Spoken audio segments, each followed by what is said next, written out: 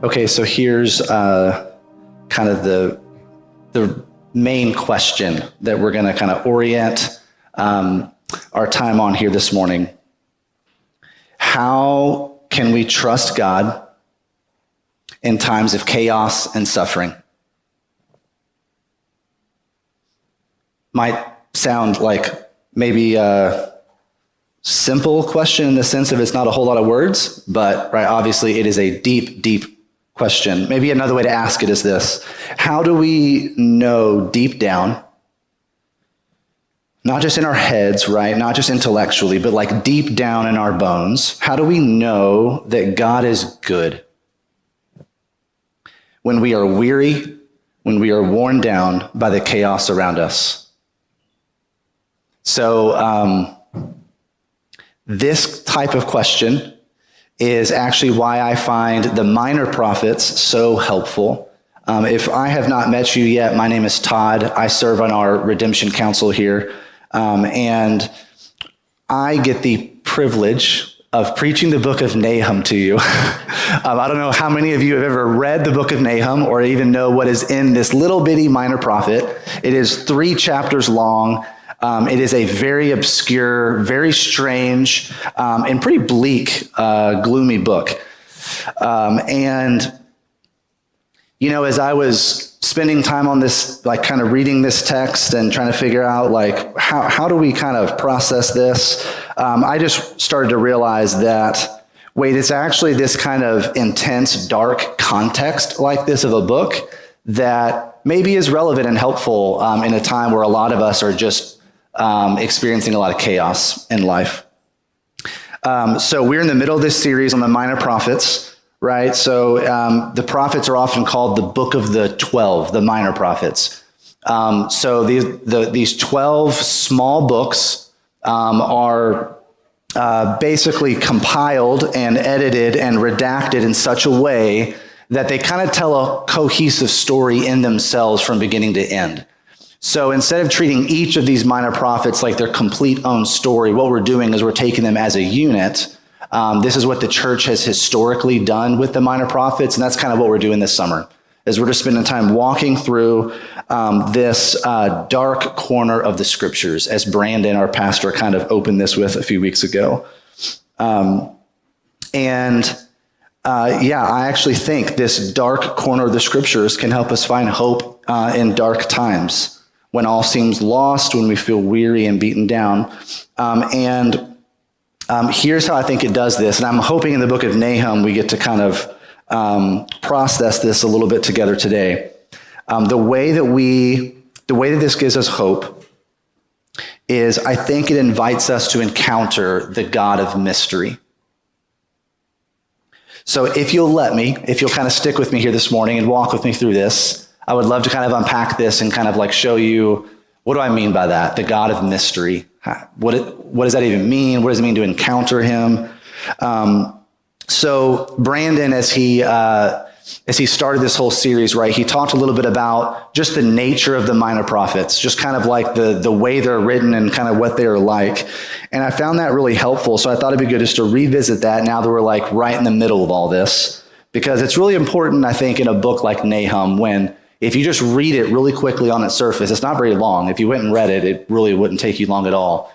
But you're like, wait, this is it? This is all that's in here? It ends with like a really dark, like picture of one king has just overthrown a kingdom and is standing over another king who has just got mortally wounded in battle. And it's saying, who's going to come to your rescue? Because who has not experienced the like persisting oppression you've done to everyone else around you? And the book ends. Like that's the last verse basically of the book. It's a intense book. And if we're gonna like be able to make any kind of sense or know what to do with it, I think we have to understand how the minor prophets work. So what happens here is, rather than the certainty or the clarity that we so desperately want in times of chaos and times of trouble, the 12, the minor prophets, right, they're going to use the obscurity of metaphors to talk about God. Okay, they're not going to give like systematic explanations about God and how he works. They're going to use metaphor. They're going to use some other things. The text we're in this morning, you just heard it read here a few minutes ago. It's Nahum chapter 1, verses 2 through 8. That's kind of our text we're going to center on. And it's poetry, right? And so this passage here is most likely a part of a song, like a song that was sung by God's people. So this is poetry. It is describing, right, how God shows up in judgment, right? You just heard the passage read. There's a lot of wrath and vengeance and anger and judgment and all this kind of stuff going on here.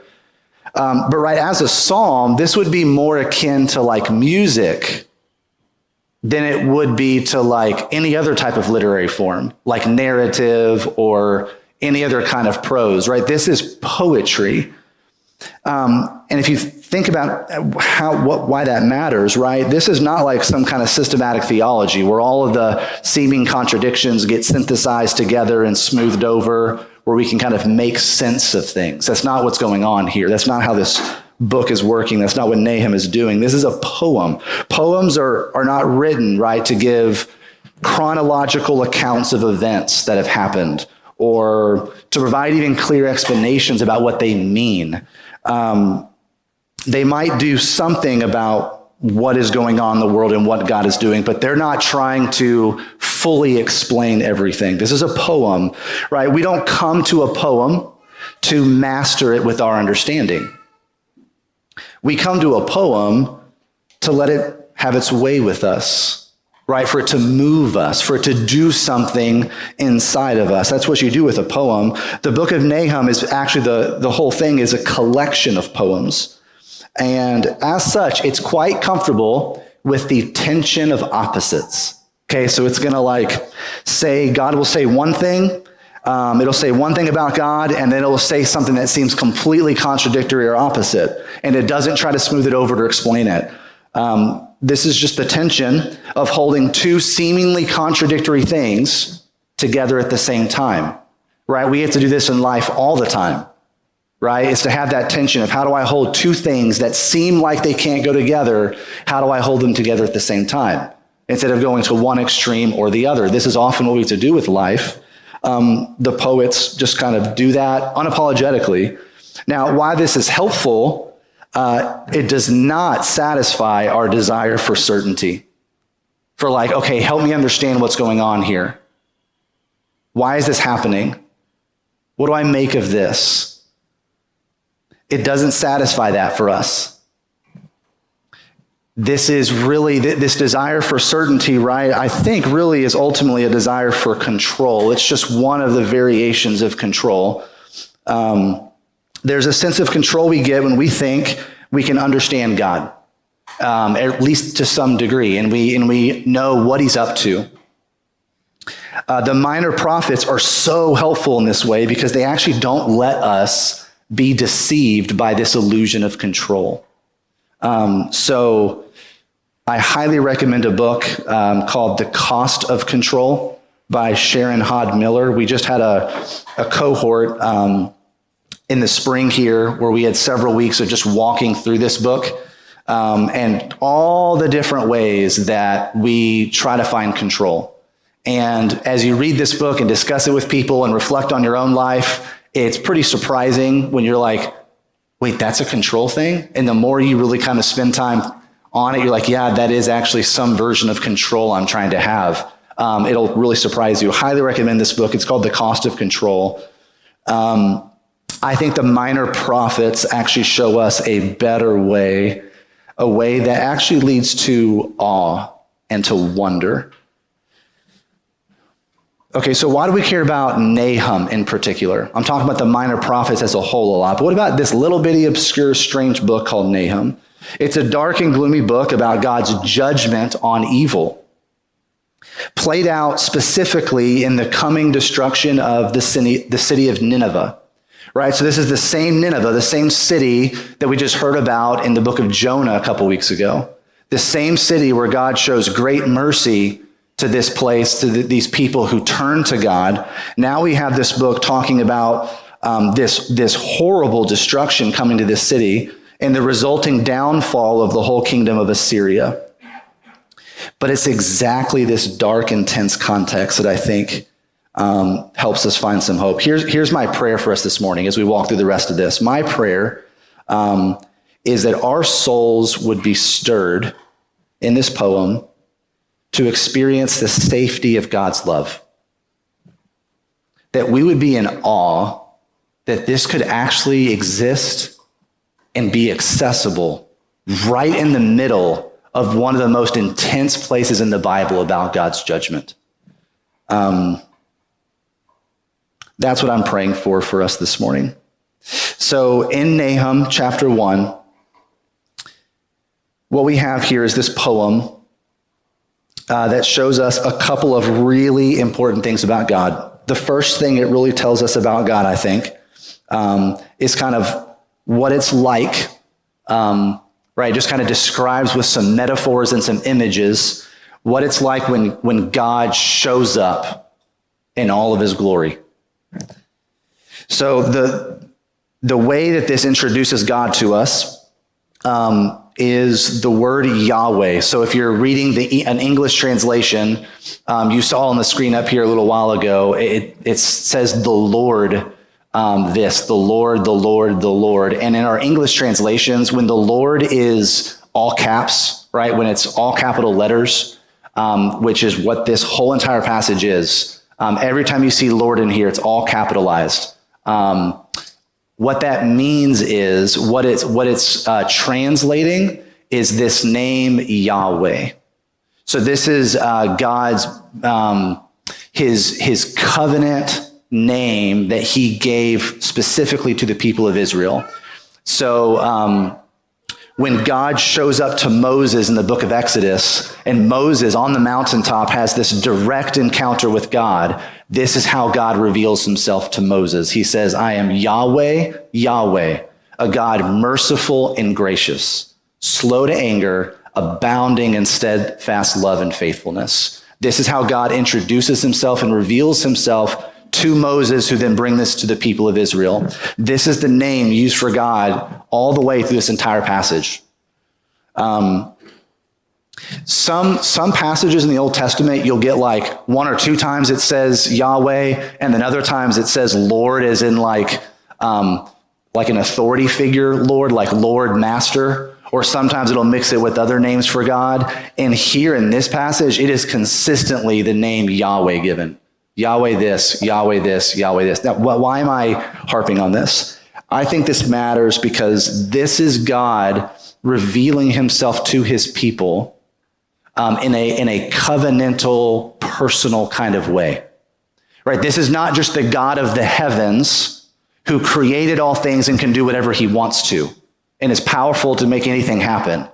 This is the God who has shown up to his people and made a covenant with them and says, I will take care of you. You will be my people and I will be your God and I will provide salvation for you and I will lead you to a promised land and I will do all these things for you. This is God showing up in a very personal, relational way, actually. And what we have here in verse 3 itself is a direct quote from Exodus 34. I just shared it with y'all. When it says that Yahweh is slow to anger. This is directly from Exodus 34. And now what we have here, when Yahweh shows up in all of his glory, we have a lot of things here about his power, right? So there's all this imagery in here about just how all the parts of creation just like melt before him and like have no way of resisting his will. There is this... it's just mind-blowing type of imagery here. And right, even in verse 3, we have specific language about God's way, Yahweh's way, being in whirlwind and in storm. And right after just the last couple of weeks, when I watched the wind do in my backyard what it just did, I have a little bit more of an appreciation for like how powerful the elements of creation can really be. Now, I want to pause here for just a minute and I think make an important clarifier here. Right, we had planned this Minor Prophet series long before we had any idea a hurricane was coming. And so there is like no foresight here on like a hurricane's going to come and then we're going to preach the book of Nahum where it talks about whirlwind and storms and like, so I think this is appropriate just to pause for a second. I don't think that when we see things like this, God's judgment and God's condemnation on evil being like whirlwind and storm, I don't think that we need to jump to conclusions too quickly. I think it's actually helpful to slow down and to be humble a little bit and ask some questions. This doesn't mean that we should necessarily see storms or natural disasters as God's judgment. Here's what I mean by that. It's really easy sometimes when we're trying to make sense of the chaos of our lives to think that, well, maybe this is just a way that God is just showing that he really honestly just doesn't care. Right? Because you can think about it passively or actively here. Maybe this is just God being like, you know what? I mean, right? We're all like a bunch of sinners and we can't seem to get things right. And so maybe God just is going to let things happen to us. Or even more actively, and I'm saying these things because I've just heard people preach these things before. I've heard these things said like from pulpits and in books. Like there are ways we even talk about God's active judgment. Like God lets these kinds of things happen because of like specific types of sins that people may have committed. I just think we need to really slow that train down a lot and really like consider all of what God says about himself and his word before we jump to conclusions like that. I think that kind of thinking, if you'll like allow me to go here for a second, I think it's more about our core assumptions about God than it is about what he's actually saying about himself in the scriptures. Remember, this is poetry. Okay? So this is imagery being used to describe God's awesome power as the creator of all things, who, when he is doing what he is doing in the world, it shows up in ways that is awe-inspiring and is there's nothing you can do but to like humble yourself before it and like in awe. Like that's what's happening here.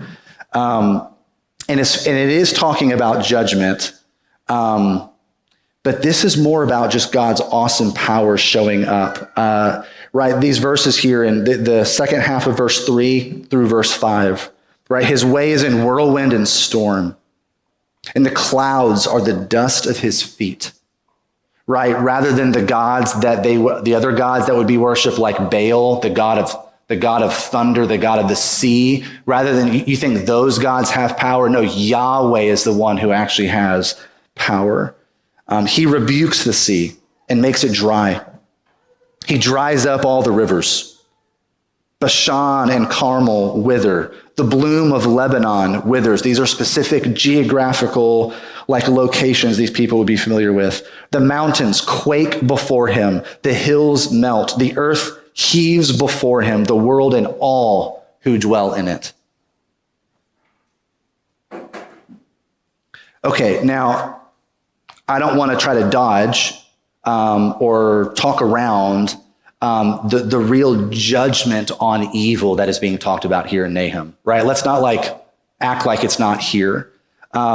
We have language here about God's jealousy, his vengeance, his wrath, his anger.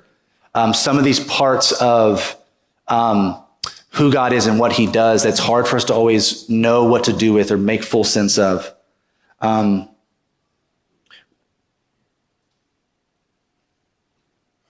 I think there's actually a way for this to be, I think there's a way for this to actually be good news to us,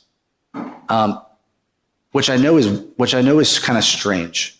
And I'm not wanting to just skim over these parts of the Bible and act like they're not hard to know what to do with, right? I think it's okay for us to ask real questions and to not quite know what to do with some of these things.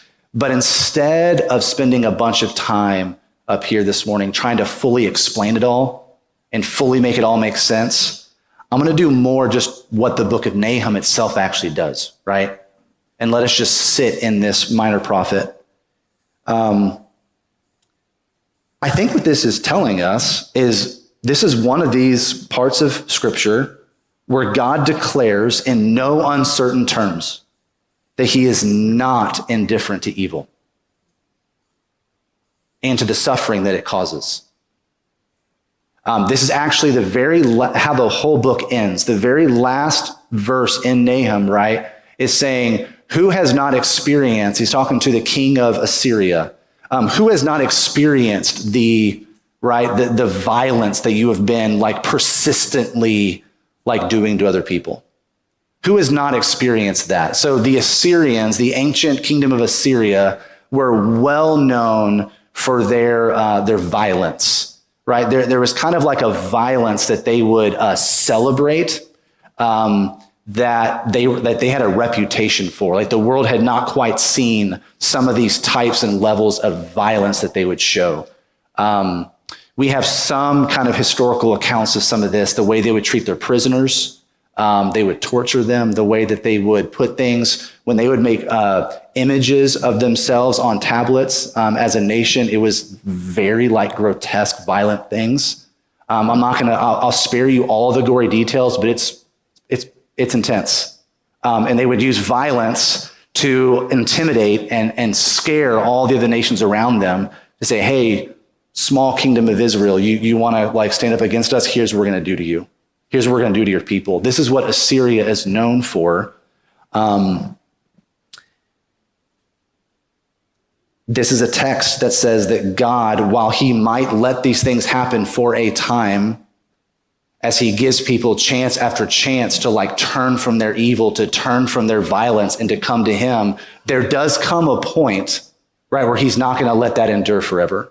There is a point where he will do something about that. And when we get to these places like Nahum in the scriptures where it says that, it says it in no uncertain terms. It is very direct and it's very intense. It helps to have some idea of the context of what God is talking about and responding to here. The people of Israel who are hearing this, these kinds of visions, this poetry from Nahum, these people would know all these things I'm talking about. Right? They were afraid of the Assyrians. This is a nation that used violent oppression to expand its empire. So the book of Nahum actually, it addresses the tragedy of violence and oppression in all of its perpetuating cycles, actually, right? So that's where, when you pair this with the book of Jonah, we were just in a couple weeks ago, it's pretty amazing how God would show an incredible amount of mercy to these people.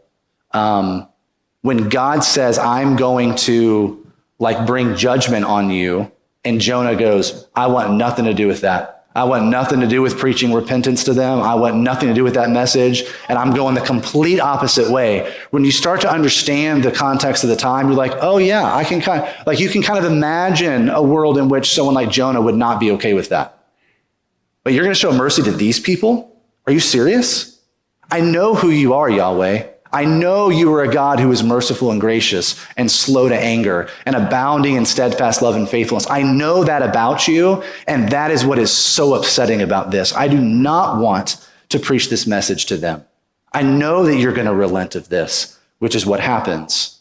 And even though God shows them incredible mercy, now we get to this and it's like, oh, wait, we're back here again, right? And so in all of its perpetuating cycles, this violence and oppression is actually addressed here in Scripture. Now, even though the Scriptures don't turn a blind eye to these realities, right? They don't give us the explanations or even the solutions that we might want. But what it does show us is that, right, you see Israel here who are vulnerable to violence and oppression of the Assyrians. And so we have a God here who is identifying with the vulnerable and with the oppressed. And he is saying, I will do something about this. I won't let this keep going on forever.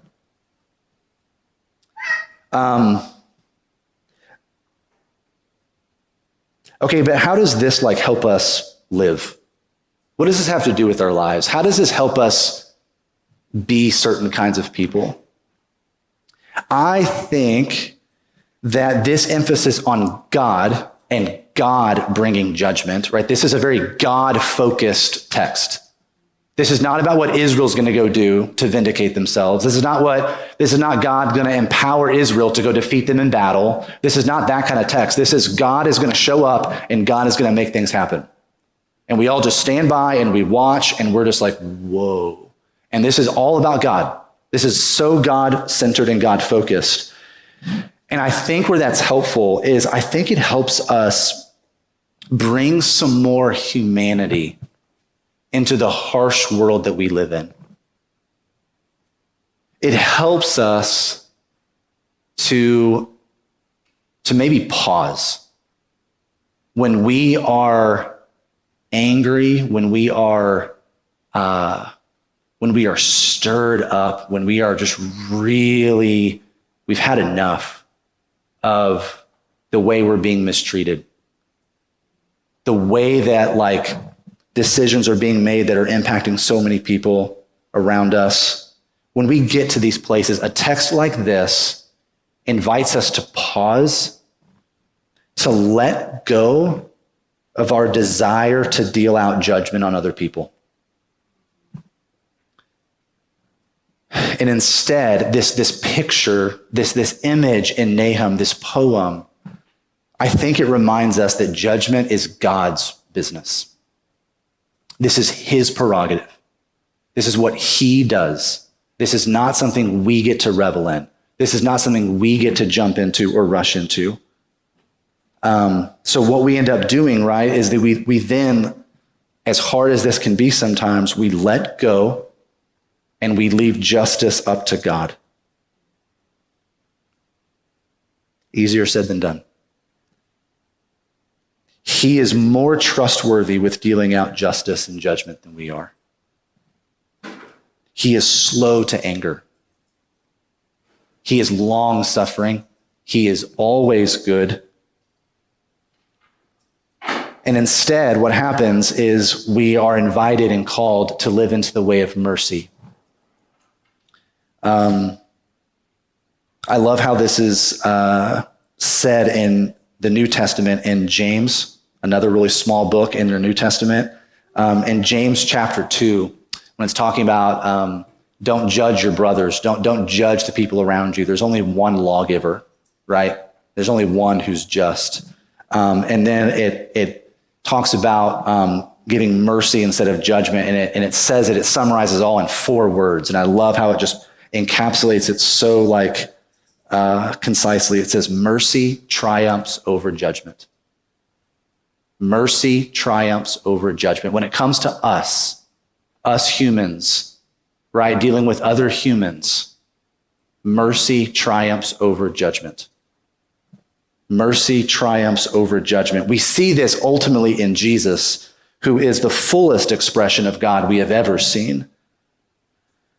This poem in Nahum chapter 1 is about God and what happens when he shows up.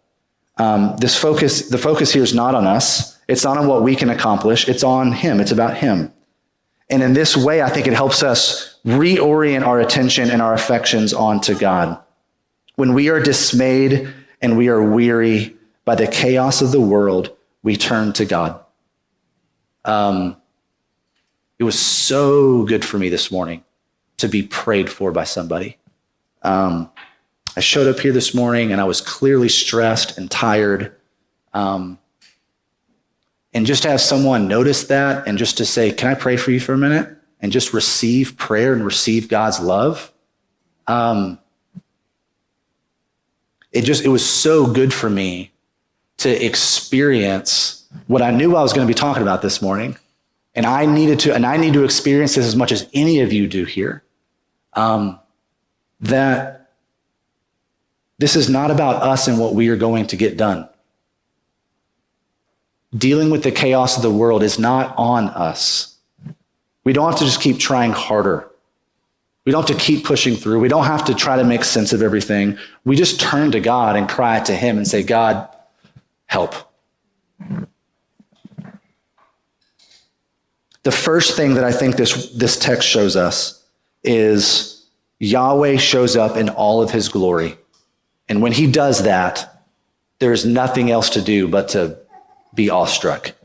The second thing that I think Nahum 1 shows us is that Yahweh's love shines through. Even in a darkest of passage like this, his love still shines through. Verse 3, this is a direct quote from Exodus 34, that God is slow to anger. Right? Remember the context again, the type of violence and oppression that is here. God is allowing these people, that he has allowed them for a while to not pay the penalty for it. He is long suffering. And here's the thing, right? I think the minor prophets really give us a real life picture. When God is this long suffering and this merciful to those who are on the receiving end of oppression, this may look like God does not care about injustice. And again, I'll say it again, I'm not trying to smooth everything over. If we are allowed to feel what we feel sometimes and have the questions we have, right? So I'm not expecting this type of sermon to just like make you feel okay about all the injustice in the world. But this is a nice, this is a helpful reminder, I think, that especially in the real life experience of it, it does look like sometimes God doesn't really care when he is giving people a chance over and over again to turn from their violence and come to him. His love shines through. He is slow to anger. But then we go down to verse 7, right? As we go past all these images of God's power and his glory, you get to verse 7 and it then reaffirms Yahweh is good. He is good. He is a stronghold in times of trouble. So even in this statement about judgment, we have God promising that he will take care of those who trust in him. Those who humble themselves before him, turn to him for the refuge that they need. God is the kind of God who responds to that. He responds to that with love, with mercy, with open arms. He is a stronghold in times of trouble. Okay, but how do we make sense of that God's going to take care of his people? How do we make sense of this in times of chaos and suffering? That still doesn't compute. Well, we don't make sense of it.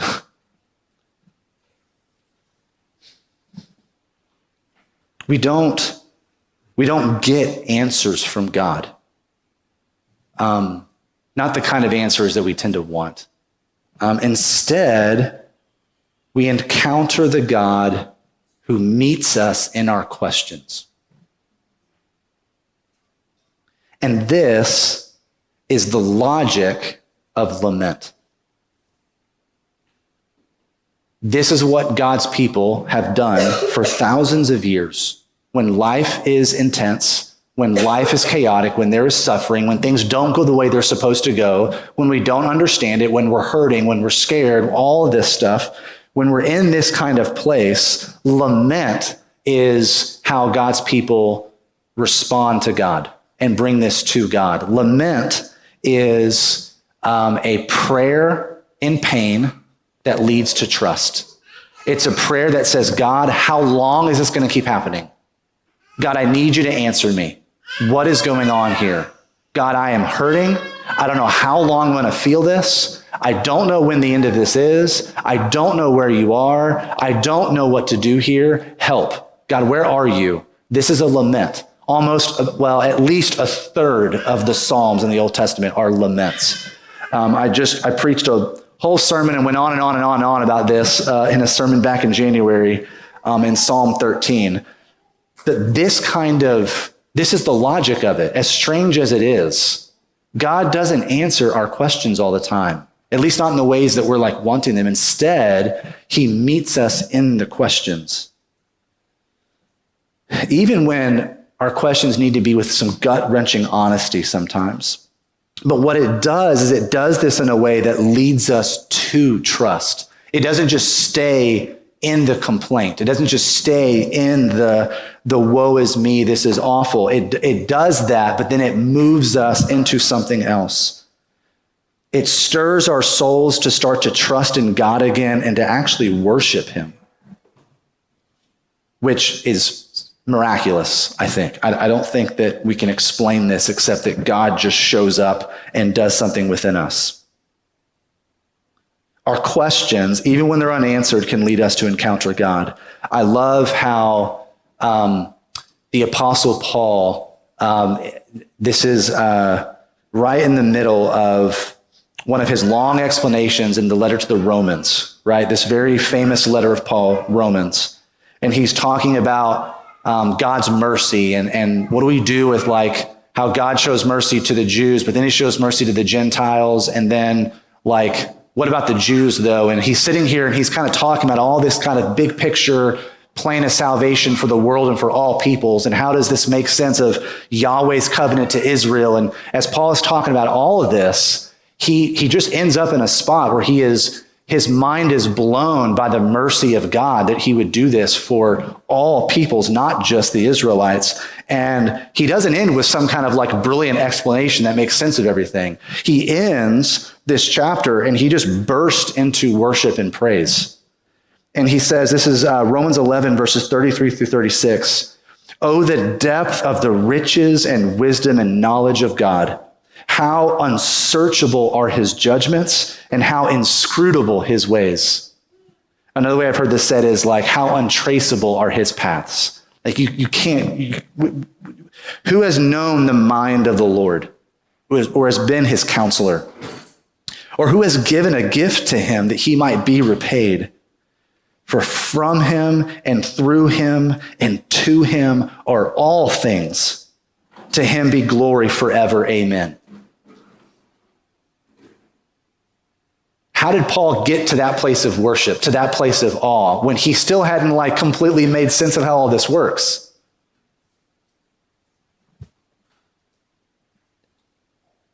The mystery or the like unknowability of God can actually be a cornerstone of our worship.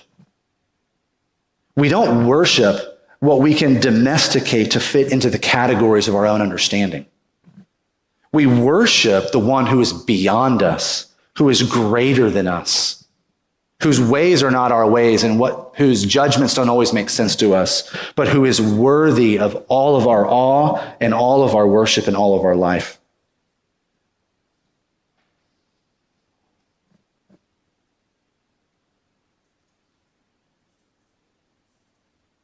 Even if God doesn't give us answers, even if there's a lot of mystery still left here, what God does promise us is resurrection. He does promise that he will take care of us. Right? We see this most fully, of course, in Jesus. That we have a God who said, I'm not just going to act in all of my power. I'm not just going to bring judgment and vengeance just out of my power. I'm going to also, in humility, come into the brokenness of this world and enter into it and become one of you, become one of my creation. We see this in the incarnation of Jesus, the God-man. That God, not only is he not indifferent to the evil around us, to the evil that we experience, he joins with us in it, right? He goes through the darkest parts of evil. He goes through death itself and is resurrected so that we too will be resurrected with him, right? His kingdom is upside down to us.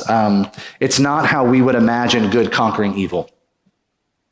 It's not how we would write the story, how we would write the script. What happens here is God surprises evil. He turns evil completely on its head, right? In Jesus, God does what evil would never expect. He goes through suffering, through death to get to glory, to get to resurrection, paving the way for all of us to follow him. And unless we sit here and try to like use our own intellectual abilities, our own spiritual insight to try to make sense of this on our own, right? Paul again is going to remind us, the Apostle Paul, 1 Corinthians 1. Love this passage. 1 Corinthians 1, verses 18 through 31. Paul talks about the word of the cross, this message of Jesus' death that it is folly. It is foolishness to those of us in this world. That's kind of the point. And Paul spends verses 18 through 31 of this letter kind of talking over and over about this. And he says, hasn't God made foolish the wisdom of this world? Hasn't God used what is so-called unwise to bring about his kingdom and his glory? Hasn't God used what the world would say is not acceptable, not usable, not worthy? Hasn't God used those who weren't in power to completely bring his kingdom? It's completely flipped. His kingdom doesn't operate according to our logic. Why do we think we should be able to understand God and his ways? Maybe more importantly, why do we think that we need that? We don't need to know something. We need to be known. It's okay to have questions. It's okay to have doubts. I think it's natural for us to have them. I think God actually invites us to bring those to him so that we can encounter him. Not so we can know something, not so we can walk away from it going, okay, that makes more sense. But instead to be known in a way that really transforms us. I want to land here in verse 7. So we're in Nahum 1, verse 7, right? It says that God knows those who take refuge in him.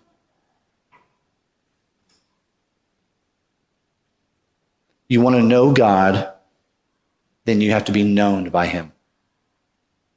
You don't understand him finally. You don't master this and finally go, okay, that makes sense. I can get on board with that. Instead, you are met by someone who knows you and who takes care of you, right? I can't help but be reminded of the woman who named God in Genesis, Hagar, the God who sees me.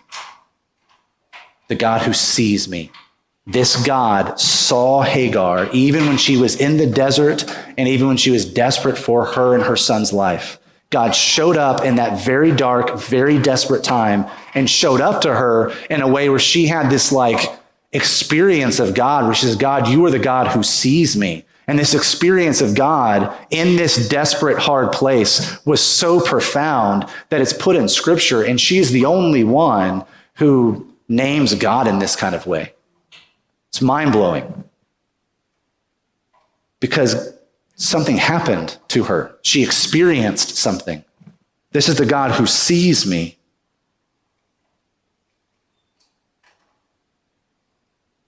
We can actually find real refuge in God, real safety in him. And right, this is so paradoxical. This is so doesn't make sense.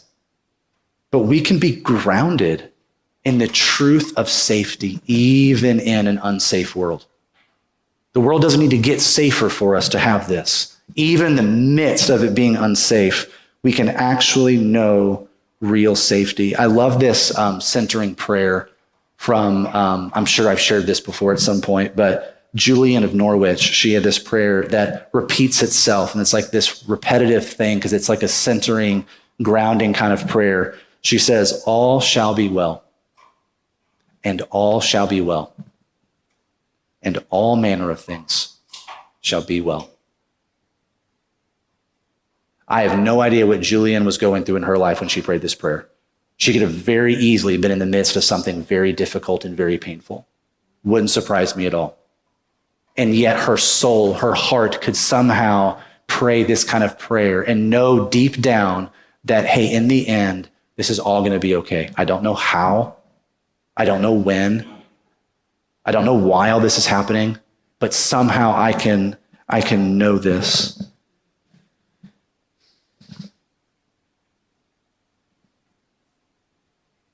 God not only says he's going to take care of all of this, he says that he will be with us all the way through it. He enters into our suffering with us and says, I will walk with you every step of the way until I return and finally make all things new. And this is all deeply, deeply personal, right? This is not some abstract thing. Please don't settle for words or ideas about this. Take this as an invitation to enter into this for yourself. Right? What does that look like for you? Do you need to lament this week? Let's do that. Let's worship. Let's feast on God's love for us in communion. As you share your struggles and burdens with one another, let's encourage each other.